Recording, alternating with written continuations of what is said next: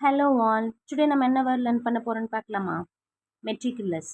மெட்ரிகுலஸ் அப்படிங்கிறது ரொம்ப நுணுக்கமாக கவனமாக இருக்கிறது. சரிங்களா? ரொம்ப கேர்ஃபுல்லாக இருக்கும் அவங்களுடைய செயல்பாடுகள் எல்லாமே. எதுக்காக அப்படின்னா ஒரு எரரை அவாய்ட் பண்ணுறதுக்காக, தவறுகளை அவாய்ட் பண்ணுறதுக்காக.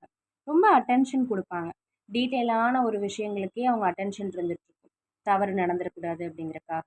ஸோ ரொம்ப கேர்ஃபுல்லாக நுணுக்கமாக இருக்கிறது தான் வந்து மெட்ரிகுலஸ். ஓகேங்களா? இதுக்கான க்ளூ இப்போ பார்த்துடலாமா? மெட்ரிகுலேஷன்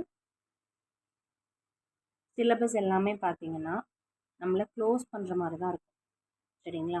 ஸோ மெட்ரிகுலேஷன் சிலபஸ்ன்னு ஞாபகம் வச்சுக்கோங்க இதை. ஸோ நம்மளை க்ளோஸ் பண்ணுற மாதிரி இருக்கும். ஸோ நம்ம ரொம்ப வந்து கவனமாக இருந்தோம் அப்படின்னா தான் வந்து அந்த சப்ஜெக்டில் நம்மளால வந்து கிளியர் பண்ண முடியும்னு சொல்லி ஞாபகம் வச்சுக்கோங்க. ஓகேவா? ரீகேப் செஷன் என்னென்னு பார்த்துடலாமா? ரீகேப் செஷனில் இன்றைக்கி நம்ம ரிமைண்ட் பண்ணிக்க போகிற வேர்ட் சோபர். சோபர் அப்படிங்கிறது என்ன பார்த்துருந்தோம் நம்ம? Not affected by alcohol. Stone cold sober அப்படின்னு சொல்லுவாங்க.